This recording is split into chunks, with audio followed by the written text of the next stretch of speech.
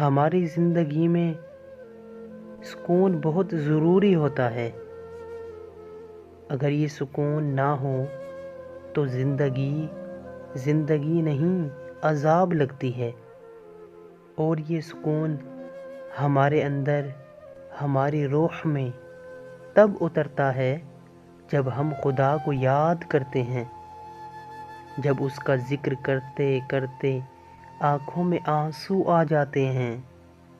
یہ سکون روح میں تب اترتا ہے جب ہم درد بھری آواز سے سبحان اللہ و بحمدہ سبحان اللہ العظیم کہتے ہیں۔